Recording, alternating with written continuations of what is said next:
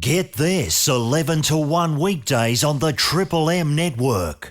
Please, a fake round for Weird Al Yankovic, if you could. Thank you. Lots of ways to introduce you, Al, but of course you are the man who has sold more comedy albums than any other artist in the history of the universe. Is that cool? True? I'll accept that. Thanks. Is that right? Has that authentically been determined? If it says that in the bio, it must be true. There's lots of stuff in this bio. Wow, so who's coming second? I mean, who's snapping at your heels? Who would it be? That Kylie Minogue, I think. Oh, yeah, hysterical. Last album, hilarious. That redneck guy, I'm guessing. Jeff Foxworthy? Actually, at this point, we're pretty much a neck and neck, redneck and redneck. I don't know. I don't know if you would remember, but you were the first person I ever interviewed. It would have been 20 years ago. You were out here promoting UHF. Oh, that would have been 18 years ago. 18 years ago, yes. pardon me. I remember it as if it were just 1989. It was 89, and I'd never interviewed anyone, and you were very kind. You just sat there, and I had a question. I just sat there. Yeah. Didn't say a word. Just going clearly. Gave you that look. This guy's got a trainee sticker What are you on his... talking about? I was talking about spatulas, actually. I worked up like a really fancy question about Spatula City. I thought, you won't have had this one, and the look in your eye said, I've been asked this on every wacky breakfast zoo from here to anywhere. But that movie, every time we do a show, where people call up about obscure films, UHF, every time. That is the most obscure film. So, yeah. No, it's one of those movies that didn't do that well when it came out at the box office. In the States, it came out on one of the biggest movie weekends ever. It literally came out at the same time, I think, as Batman, Lethal Weapon 2, Honey, I Shrunk the Kids, Do the Right Thing, like 10 huge movies. And Raiders of the Lost Ark. One of the Indiana Jones movies, Temple of Doom. Indiana Jones, So it was an insane weekend to come out, but for some reason, Orion Pictures thought, this would be a perfect weekend for a light, low-budget comedy. And who's watching Indiana Jones now? Nobody's watching that rubbish. People are over it. People are sick of it. But the nice thing is, even though it flopped to the box office over the last 18 years, it's gone on to develop a cult following on DVD and things like that. So it found its audience. Because it was going for massive amounts on auctions, old VHS copies. Yeah, right, before exactly. it came out on DVD. DVD. It was out of print, and it was a big eBay thing. And because most of those would have been stolen from the video store where I worked. Oh, really? Yeah, Okay. Cheech and Chong and UHF. Wow. Running out the doors inside anoraks, you know what I mean? Well, it's remarkable. Like the last tour that you're out here in Australia for, certain clips from UHF pop up during the show, and a lot of the audience yelling out, like all the punchlines. Yeah, it's amazing. It's sort of like a Rocky Horror Picture Show. It's like people know the lines and they chant along and throw rice and whatever. Yeah. Brilliant fun. What do people expect when they come along to see your live show? I mean, people here would mostly know you from the clips from the albums. Yeah, I don't know what people would expect. I mean, I want to point out that it is, in fact, a full high-energy rock and roll show. Yes. It's the same band that I've had since the beginning of my career, and there's costume changes and live film clips, and not live film clips, not actually live film clips. But some people think, what does he do? Does he lip sync to his records, or do stand up? But it's a full on show, and it's a lot of production value, and it's a good time. And I understand you're able to do songs in your live show that you haven't been able to get permission to do on record. Is that right? Yes, but don't tell anybody. No, about okay. No, he doesn't do that. That's no. clearly wrong. We have a few surprises, let's say, that show up in concert. And, speaking of the internet, I'm reading in one of your bios here that your site is on Wikipedia is constantly vandalized. Now, we've had a lot of that on this show. No. That's I think you probably misread that. Atlantic Records site was vandalized. Oh, is this in the video for White and Nerdy, when I edit Wikipedia, I put "You suck" in huge letters on what is ostensibly the Atlantic Records site because they wouldn't let me put my James Blunt parody on my last album. And as a result of that, people were like, "Oh, well, we'll show Atlantic Records," and they started vandalizing the Atlantic Records site. Wow, so they've got your army has gone into war with you. Now, you've probably told that story a few times, but was it James Blunt himself that didn't want it done? Actually not. No, James Blunt had signed off on it. I always get permission from the original artists, and James Blunt was totally fine with it. He had a great sense of humor, and I was writing the song, and we were all set to go. That was going to be the big single, originally for Straight Outta Linwood. And then we get a phone call from Atlantic Records, which was James's label, saying, we think it's too early in James's career to have a parody. We want to wait till he's more well-established. Oh, really? Well, how long is that going to be? TikTok. And I said, well, just let's wait a little bit, and we'll just see how his next single does. And so I'm literally waiting around. We have a whole album on hold. I'm a month goes by, 2 months goes by, and finally it's can we get a date? Can you tell us when we can put out our album, please? And finally they said, well, we think the right time would be never. Thank you very much. And at that point I thought, you know what, you guys have kind of jerked me around. So I tell you what, there's this little thing called the internet. I don't know if you've heard of it or not. And And we put You're Pitiful on WeirdAl.com as a free download, and it probably got more hits than it would have gotten if it had gotten conventionally released. And Atlantic Records, I remember when they had Ray Charles. I mean, honestly, are people going to be talking James Blunt in 20 years' time? That's something that happens with you. You must have done parodies of bands that have probably been forgotten. So, didn't you do Men Without Hats? Yeah, that's right. Where are they now? Safety Dance. The Brady Bunch. That's the irony. Is I couldn't get signed to a record deal when I started out because novelty act. Who's gonna know you 3 months from now? Well, that's it. Now I've outlasted most of the people I've parodied over the years. It's true. As long as I've been in radio, one thing that's been constant is a new Weird Al album coming up. And one thing that's also been constant is that album will usually contain a polka medley. That's right. I love the polka medley. Oh, yeah. Do you love that, Ed? I do. And you did an Australian song once, and it's probably my all-time favourite one you did. I Touched Myself. That's right, Vinyls. Vinyls, yeah. That was gold. Is that coming out in concert, do you think? No, probably just the most recent polka medley. All right. It's an amazing show. It's 5 or 6 costume changes. And More than that. It's as many costume changes as Cher, I'm sure. When you've been around this long, you sort of seem to get industry credibility and respectability. We have a lot of musicians come in here who'll name drop you. Ben Really? Folds was raving about you in here. Yeah, I've been able to lower Ben's street cred. That's right. He's no, Ben, I'm one of Ben's unhip friends. Me and William Shatner. If we get to hang out with Ben, and Shatner, he's hip. His party. Yeah. no, but Ben's great. I got to direct his video for Rock in the Suburbs. That was yours? Yeah. And we've been on each other's albums. He played piano on a song of mine called "Why Does This Always Happen to Me," which was on Poodle Hat. Yes. And I sang on one of the songs on Songs for Silverman. So I just happened to be in town when he was recording and say, "Hey, come on down and sing a song." And you're a big fan of that video, aren't you? Right. Ed? One of my favourite bits in any video ever is when you're the producer fixing all these shitty tracks, and it just cuts in and you pull down the sucks knobs. Just pull down the suck on that particular track. Yeah, thank you. And then just crank up the rocks. Right. And then you're just nodding to Ben like, that's right. Yeah, There's that's the it. magic. Now, you say you direct other people's videos, which you do, and you've been directing your own for quite a few years. But now I understand members of the general public are throwing their hats in the ring. Just throwing in clips for your songs. Oh, well, on...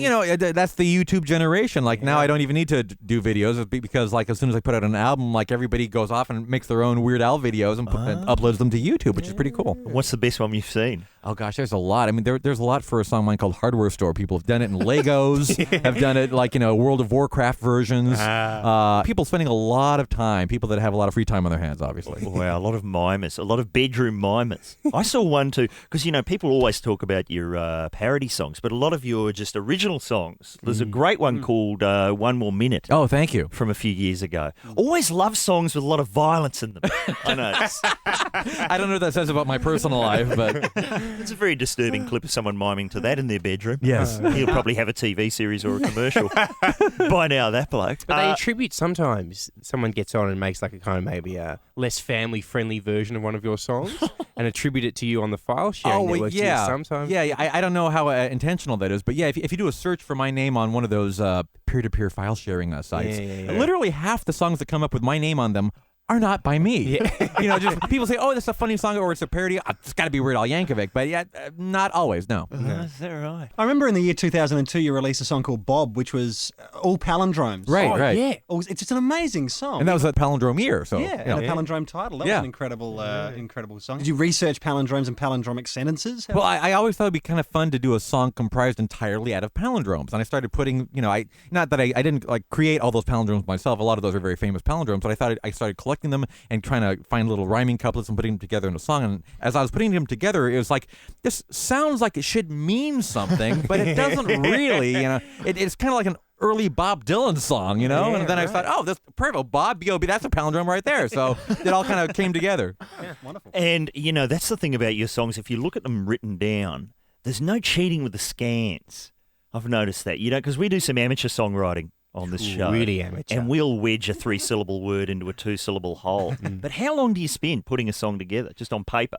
I spent a lot longer now than when I was first starting out. I mean, when I first was, writing songs to amuse my friends, I didn't think they'd have any shelf life at all. Right. I write a 3-minute song in 3.5 minutes. Well done. But no, I spend maybe a week or two per song now just to kind of craft it, because I figure I'll have to live with these for the rest of my life, so I want to make sure that they're not just tossed off. There was one in, it was an issue of Entertainment Weekly magazine, and they were promoting your new video, and they said, look, we'll let you promote the DVD of your TV show if you write it to the lyrics of I Will Survive. Well, they just basically said, we want you to write a song parody just for us. And like, what? What do you that's a lot of work. Like, you're going to make me actually write a parody for you guys just so that you'll like promote my stinking DVD? And they said, yes. Yeah. But it was to the syllable. There was no cheating. That's what I love, no cheating. No crowbarring a word. That's right.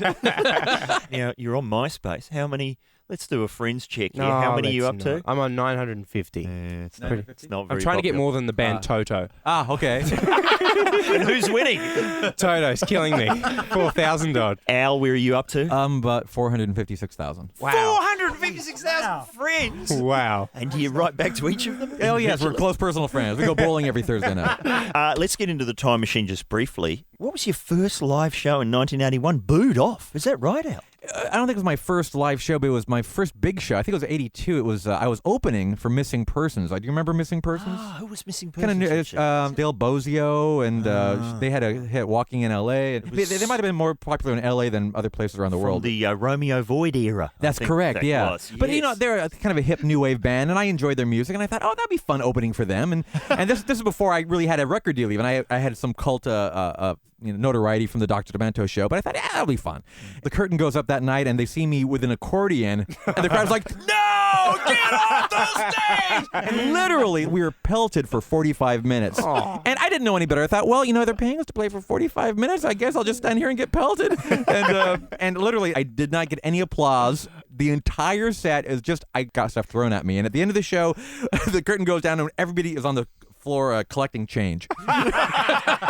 Wow. Thumbs up. Yeah. That's not going to happen, I'm sure, at any of your shows here. I hope not. And we were mentioning also off air, are you in all of the Naked Gun movies? All three of them. In the holy trinity of Naked Gun films. Wow, you, O.J. Simpson. And the second one, I'm actually holding O.J. Simpson at gunpoint. Ironically enough, yeah. The real killer. Yeah. What was your role? I'm sorry, excuse me. Well, in 1 and 3, I played Weird Al Yankovic, oddly enough. Yeah. You weren't convincing, can I say? Thank you very much. I've been rehearsing. I've been digging deep and feeling my character. And in the second one, with holding OJ at gunpoint, I played some kind of drug addict that had broken into the station, and I think my big line was, "Okay, pig, say your prayers." And then Frank Drebin comes through the door and knocks me out cold. Good work, Frank. Oh, such a great series. And talk now on the internet of a fourth one. Good. Really? Straight to video. Yeah, straight to video. They're talking about straight to video sequels to the Naked Gun and to the original Flying High Airplane, as you would know. Oh, well, why would they do that? I mean, why would they do it straight to videos? I mean, there's certainly a market for that. Yeah, they're just cutting. Are people not bothering with cinema anymore? I think once Seagal went straight to video, I think they'd realised that the age of cinema was over. And it was time to just give it up. People are going, what's Steven Seagal doing? We better follow that guy. Yeah. Weird Al Yankovic has just mentioned to us off air that his favourite film of all time is Top Secret. We had a bloke call in last week who has been trying to make his wife laugh at that film for years and failed. How can that be, Al? File for divorce? Yeah, that was it. It was there it is. It was a deal breaker. Yeah. So, what's your favourite bit? Oh, and Top Secret. Oh, God, so many. There's a whole sequence in the Swedish bookshop where the entire thing is filmed backwards. Oh, brilliant. Some faux Swedish, I like the underwater barroom brawl. Oh, It's beautiful. amazing, isn't it? That's as good as it gets. Who's got a question for Weird Al? Hi, Jude. How are you? Hi guys, how are you? Really good. Yeah, question for Weird Al. It's an honour to speak to Weird Al. You are a total favourite of mine, as are the Get This boys, of course. Oh, an honor to speak to you as well. Thank you. I just wanted to know who are your favourite comedians or influences? Oh, my influences were people that I heard on the radio when I was a small child, like Spike Jonze and Alan Sherman and Stan Freberg and Tom Lehrer, Frank Zappa, people like that. And I hate to even give a list of all the people I think are funny. There's a lot of really brilliant comedians out there. Emo Phillips is one of my favorites, and he's an old friend. He was in my movie The Vidiot from UHF.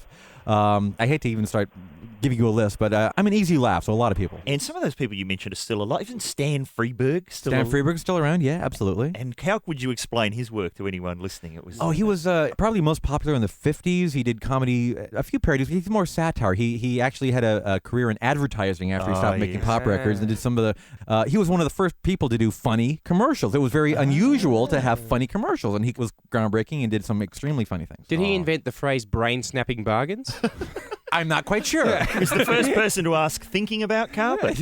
Possibly. Who's going next? Hi, Leo. How are you? Hi, I'm going to get a box set of everything you've ever done. I've got Up to Dare to Be Stupid on vinyl and a couple of other CDs plus a DVD. How can I get everything in a box set? There's one coming out. Well, there actually was a box set that had everything up until 1994, and that box is now out of print. So the best thing to do is to now get a actual physical box and then go to the record store and buy all the CDs and put those CDs inside the box. Hey, now, Dare to Be Stupid, as we pointed out, that song is in the Transformers movie. That's the right. original one. Any chance of it being in the new one? Nobody's contacted me about that. No, that'll be cool. I kind of doubt that's going to happen, though. Hi, Craig. I went out to the show last time you were here, Al, and you played your theme song before you came on stage extremely loud. I want to know if that was a joke or not, because I thought it was hilarious. Oh, if it was funny, then yes, it was a joke. Yeah, we did the theme for the Weird Al show. That was like part of the film intro, and it's not going to be the same thing this year. We're mixing it up a little bit. That'll be something else that'll be extremely loud. Could I also thank you for the Genius in France song? I really thought that was a brilliant tribute to Zappa. Oh, thank you. I'm a huge Zappa fan, so I figured if I was going to do an homage to Frank, that I'd really have to do it upright. So I spent probably a few months of my life working on just that one song, so thank you. Well, I'd like to say we've got some Frank Zappa coming up now, but I'm afraid it's not the case. Anyway, there's quite a log jam of callers. Jill, how are you? Hi, I can't believe it. I can't believe this either. Look, I've got two young sons who are huge fans of yours, and we're coming to your concert in Melbourne. Nice. What I'd like to know is how much it would cost to meet you for 60 seconds. This is based on the Michael Jackson. Because Michael Jackson is charging $4,360 for 30 seconds just to meet What? him. That's true. I met him for free. I hate to promise anything because I'm not sure if we need to take off after the show to get to the next city. But if I have time and we're just sitting around, I'm happy to meet people after the show. So no guarantees, but we'll see. We'll be there. All right, 60 seconds, the stopwatch will be on. Yes. Hello there, Vanessa. How are you? The question is, I'm just wondering if anyone ever gets offended by what he actually does, if the performers that he actually impersonates or sings their songs, and especially with Michael Jackson in the beginning, did he get really narky about it? Or Not at all. I mean, I get permission whenever I do a parody, so Michael Jackson actually signed off on it. There's a contract somewhere that says, Eat It is a composition written by Al Yankovic and Michael Jackson. Oh, so he would get royalty money Yeah, from absolutely, it. because it's his music. So nobody gets bent out of shape. That legally, I don't necessarily have to get permission, but I always do, and they always sign off on it, so they don't get offended. Sometimes fans get offended, like, oh, how can you make fun of Madonna or whoever? And it's like, well, they signed off on it, so. Those men without hats fans, you don't want to get them Right. offside. Michael Jackson let you use the same set as he filmed Bad to film Fat, did he not? Well, actually, that was Michael Jackson's set. That wasn't the original set that Michael shot on. I believe he used an actual New York subway. Oh, right. But he had recreated that subway at 9/10 scale on a soundstage in Culver City, California, when he did, I think they called it Baby Bad or Bad. Or it was when they did the Bad video with kids for his Moonwalker video. Yeah. So that set existed, and we're doing pre-production for Fat, and we're thinking, oh, no, we're going to find a subway set. And all of a sudden, well, Michael Jackson's got a subway set right here. Like, oh! We'll have to crouch while we're filming it. It just made me look that much fatter. It was great. Fantastic. Hi, Jason. How are you? I've got to say first, you and Frank Zappa are two of my favourite artists ever. Oh, thank you so much. And I just wanted to ask, what was it like working with Dweezil Zappa when you did Genius in France? It was great. I'd known Dweezil for many years. Actually, cool thing was I met Frank when I was at my last day job in the early 80s. I worked in the mailroom for a radio syndication company, and Frank came in to do an interview, and I brought out my tattered copy of Freak Out and had him sign it. Wow. And I had a few songs on the Dr. Demento show by then, and he said, oh, my son Dweezil is a big fan of yours. He's 13 years old, and he likes Another One Rides the Bus. I'm like, wow, cool. And I met Dweezil a few times over the years and bumped into at various parties and functions. And when I was decided I was going to do a Frank Zappa homage, I thought, well, I have to have Dweezil involved somehow. And I called him up, and he said he was happy to do the opening solo on the song. Wow. Sure. And did you ever meet Moon Unit? Oh, yes, many times. I met the whole Diva, the whole family. It's quite a family. Who's next, Ed? Phil, how are you? Oh, mate, where did you come up with the lyrics for A Cat in the Kettle? Cat in the Kettle. Well, you know what? This is one of those many songs that is not by me. Oh. It may say that on the internet or whatever site you're going to, you hooligan, but it is not by me. I'm not sure who does that exactly. Oh, so this is one of the Weird Al imitators. I guess so. There was that guy. There was the people who did Pretty Fly for a White Guy. That sounded like Weird Al to me. They ripped that off. Hi, Patrick. Yeah, I'm a big fan of you, Weird Al. I'm just wondering how much albums would you have left in you? Do a cat in the kettle. Yeah. I've got 2 more, then I'm done. There you go. Thanks for annoying my mum because I play my song full on loud and she's really sick of them. So I'm glad I could help. Thank you. What about a concept album? What about a Yes Song style triple album set? Oh, that would be so cool. Because you've done a lot of long, even over 10-minute numbers, haven't you now? A few. I mean, yeah, Genius in France was about that long. Albuquerque was about 11 and a half minutes. And there's been a few. Now people are kind of expecting the long side. In the new album, there's a R. Kelly parody, which is my longest parody for Trapped in the Drive-Thru. It goes on for almost 11 minutes. Time to sign off, Richard. Hit that button. Weird Al Yankovic, thanks for sitting in for the whole hour. What a treat it's been. It's my pleasure as well. Thank you. We had to play a long song there because Richard has brought in all of his albums for you to sign. And the DVDs. What an exhausting shit. You should have seen before the show. What's the protocol? Do you reckon 4's too many to ask? Trying to spread them out to us. If we all give 4 each. He's trying to get us to take them. Just say all of our names are Richard. Come on. How come we've all brought in different albums? And thanks to all our callers. Your new album, Straight Outta Linwood, is in the shops now. And our key phrase today, I think it was just Polkarama. Get this, it's blown out to 2 hours, 11 to 1 weekdays on the Triple M network.